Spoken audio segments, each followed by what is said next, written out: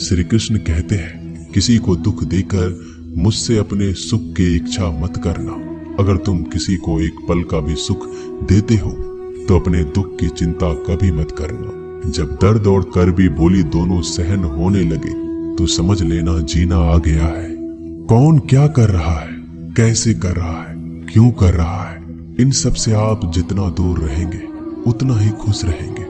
हंसते रहो तो दुनिया साथ है, वरना आंसुओं को तो आंखों में भी जगह नहीं मिलती। जीवन में जो होता है वह किसी वजह से होता है, या तो वह आपको कुछ बनाकर जाता है या फिर कुछ सिखाकर। कटना, पिसना और अंतिम समय तक निचोड़े जाना गन्ने से बेहतर कौन जानता है कि मीठा होने का नुकसान कितना होता है। जब कोई दिल दुखाए तो सबसे बेहतर है कि हम चुप हो जाएं, क्योंकि जिन्हें हम जवाब नहीं देते उन्हें फिर वक्त जवाब देता है।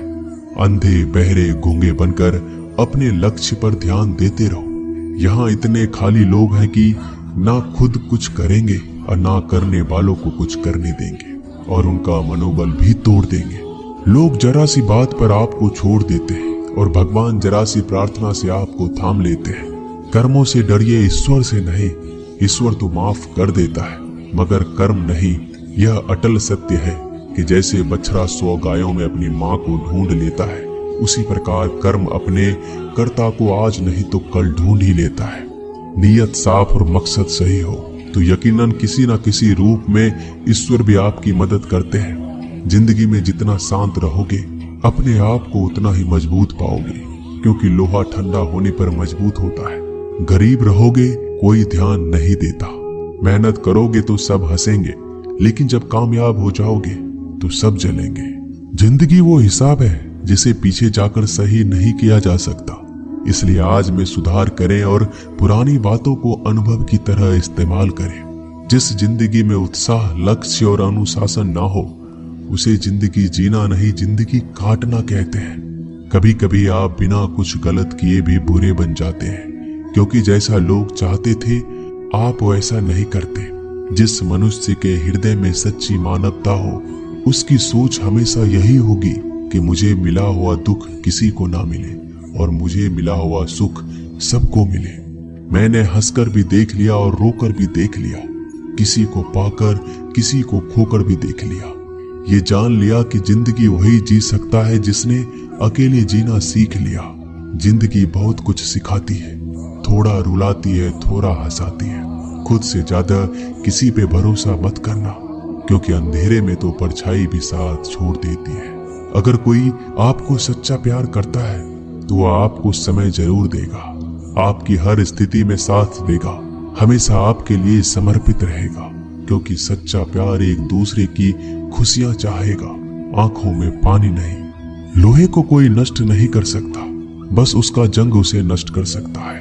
इसी तरह आदमी को कोई और नहीं बल्कि उसकी सोच ही नष्ट कर सकती है। इसलिए सोच अच्छी रखो, फल अच्छा ही होगा। इतना कमजोर मत बनो कि कोई भी आपको तोड़ सके, बल्कि इतना मजबूत बनो कि आपको तोड़ने वाला खुद ही टूट जाए। दर्द आपको मजबूत बनाता है, डर आपको बहादुर बनाता है, अनुभव आपको सिखा देता है। जिस दिन हम समझ जाएंगे कि सामने वाला गलत नहीं, सिर्फ आपकी सोच हमसे अलग है, उस दिन जीवन में सब दुख दूर हो जाएंगे। क्यों रोते हो? मन का ना होने पर जो लिखा है वही होकर रहेगा। एक रास्ता बंद करने से पहले भगवान 10 रास्ते खोल देते हैं। गर्मी के मौसम में पत्ते सूखने के बाद भी पंछी घोंसला नहीं छोड़ते, क्योंकि वो जानते हैं फिर से बरसात आएगी और पेड़ पर नए पत्ते आएंगे। जो हुआ उसे भूलकर नई शुरुआत करो और याद रखो, जिसका कोई नहीं होता उसका भगवान होता है। मतलब से जुड़े रिश्ते मतलब तक साथ देते हैं, लेकिन दिल से जुड़े रिश्ते आखिरी सांस तक निभाते हैं। अच्छा काम करते रहो, चाहे कोई सम्मान करे या ना करे, क्योंकि सूर्योदय तब भी होता है जब करोड़ों लोग सोए रहते हैं। दुनिया में हर एक काम आसान है, केवल अंदर से आवाज आनी चाहिए। हमेशा मेहनत और उस परमात्मा पर विश्वास रखना इस सफलता का सूत्र है। जीवन में सबसे बड़ी गलती वो है जिस गलती से हम कुछ सीख नहीं पाते।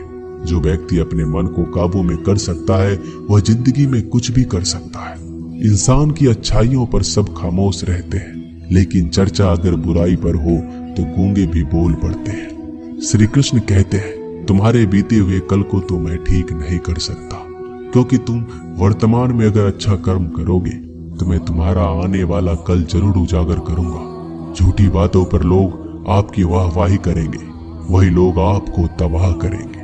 बुरे से बुरा क्या ही होगा, हम तो हमेशा ही सोच लेते हैं, मगर अच्छे से अच्छा क्या होगा हम ये कभी नहीं सोचते। जो ईश्वर रात को पेड़ पर बैठे पक्षियों को कभी गिरने नहीं देता, तो सोचो वह तुम्हें अकेला और बेसहारा कैसे छोड़ सकता है। आज के जमाने में कोई अपना नहीं होता, सिर्फ लोग तब तक साथ देते हैं जब तक उनका स्वार्थ होता है। अगर कोई अकेला है तो इसका मतलब ये नहीं कि उसे कोई पसंद नहीं करता, बल्कि वह अकेला इसलिए है क्योंकि उसने दुनिया की औकात जान ली है। एक बार राजा और उसका मंत्री तलवार को साफ कर रहे होते हैं। तलवार को साफ करते समय अचानक राजा के पैर पर तलवार गिर जाती है और राजा की पैर की उंगलियां कट जाती हैं। उस राजा को उंगली कटने के कारण बहुत ही तकलीफ हो रही थी, बहुत ही दर्द हो रहा था, लेकिन उसका मंत्री कहता है, शांत रहिए महाराज, जो कुछ भी होता है अच्छे के लिए होता है। राजा को यह बात सुनकर गुस्सा आ जाता है। वह मंत्री से कहता है कि मेरी उंगली टूट गई और तुम कह रहे हो अच्छे के लिए हुआ। वो मंत्री राजा को समझाने की कोशिश करता है, पर वो नहीं मानता और बिना सुने गुस्से के कारण मंत्री को काल कोठरी में बंद करने का आदेश दे देता है। पर मंत्री को इस बात का कोई दुख नहीं था, क्योंकि उसका अभी भी यही कहना था कि जो होता है अच्छे के लिए होता है। वो अपनी खुशी से ही अपने आप को सैनिक के हवाले कर देता है। राजा इस बात को सुनकर चौंक जाता है, सोचता है कि मेरा मंत्री कितना मूर्ख था। उसे लग रहा था कि मैंने उसे अच्छाई के लिए कैद कर दिया।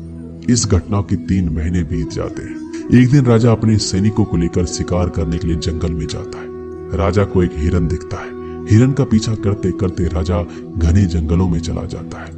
वह हिरन को पकड़ नहीं पाता और जंगलों में खो जाता है। वो बाहर आने के लिए रास्ता ढूंढता है, लेकिन रास्ता उसे नहीं मिलता। तभी कुछ आदिवासी लोग उसे घेर लेते हैं। उन लोगों को पता नहीं था कि वह राजा है। वो लोग अपने देवता को बलि चढ़ाने के लिए एक इंसान को ढूंढ रहे थे। आदिवासी लोग राजा को पकड़कर अपने इलाके में ले जाते हैं। राजा उनको बार बार समझाने की कोशिश करते हैं, लेकिन वो लोग कुछ भी नहीं समझ रहे थे। वो लोग खुशी से नाचते हैं और राजा को नहलाकर बलि चढ़ाने के लिए उनको कपड़ा पहनाते हैं। अब राजा को लगता है कि वो मरने वाला है। जब आदिवासी लोगों का मुखिया राजा को मारने जाता है, तब देखता है कि राजा की पैर की उंगली कट चुकी है।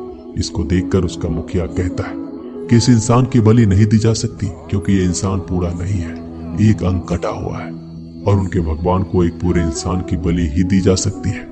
अगर ऐसे इंसान की बलि दी जाए जिसका अंग पहले से कटा हुआ है, तो उनके देवता खुश होने की जगह नाराज हो जाएंगे। फिर वो लोग राजा को छोड़ देते हैं। राजा खुशी खुशी अपने महल चला जाता है और सोचता है, अगर मेरी उंगली उस दिन ना कटी होती तो आज मेरी मौत हो जाती। इसका मतलब मंत्री सही कह रहा था, जो कुछ होता है अच्छे के लिए होता है। फिर राजा अपने सैनिकों को आदेश देता है कि जल्दी से जाकर मंत्री को रिहा किया जाए। फिर राजा मंत्री को अपना पद वापस देते हैं और पूछते हैं, मंत्री, उस दिन मेरी उंगली कट गई, मेरे लिए अच्छा हुआ, मैं मान गया, लेकिन तुम जेल में हो, इससे तुम्हारा क्या अच्छा हुआ?